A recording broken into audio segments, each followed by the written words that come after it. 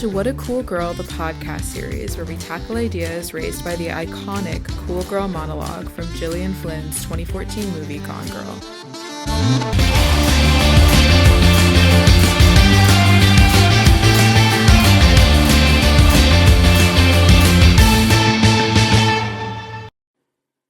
Hello, everyone. I'm your host, Lily Fiella, and today I'm going to lead an interview with special guest Greta Lies. Now, before we start, I do want to say that the goal of this episode isn't to be judgmental towards young women who have found themselves wrapped up in wanting to be this cool girl archetype.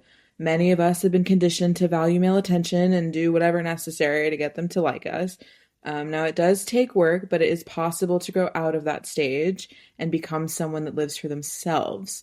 So first off, I want to give you, Greta, and the listeners an idea of what I mean when I talk about the cool girl archetype. So I've got a few lines from Gone Girl's movie monologue, and I pieced it together so I can read it for you, just so it's clearer.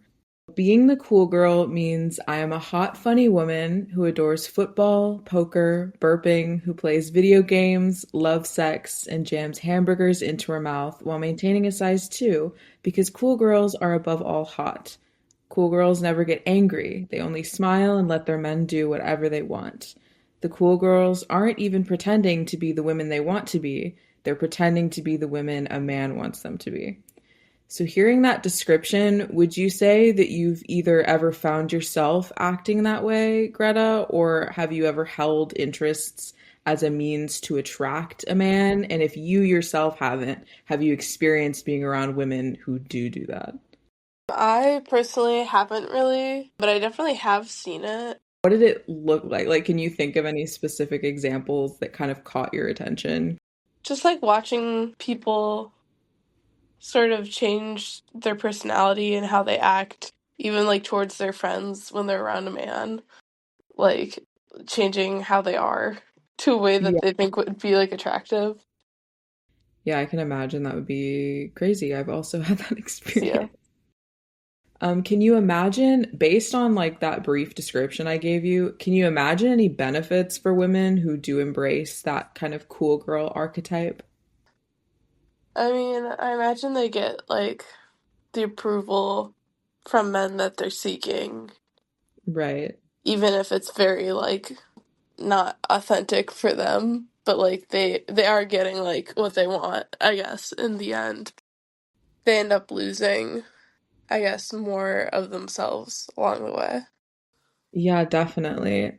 Now, I have a little scenario for you. So, I want you to imagine that you're chatting with a girl in high school that just told you she learned the boy she likes is into cool girls. And so she kind of tells you, I want to drop my own interests. I'm trying to figure out what I like.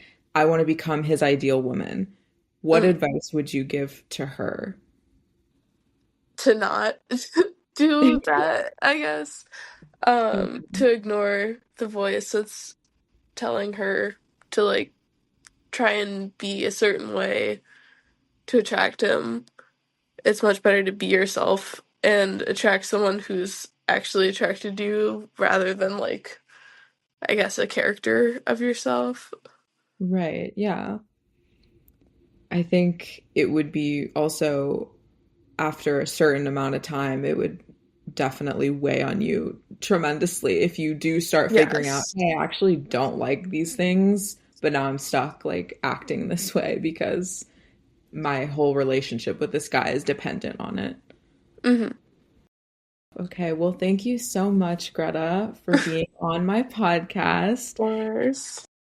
And thank you to my listeners for tuning in to another episode of What a Cool Girl, the podcast series.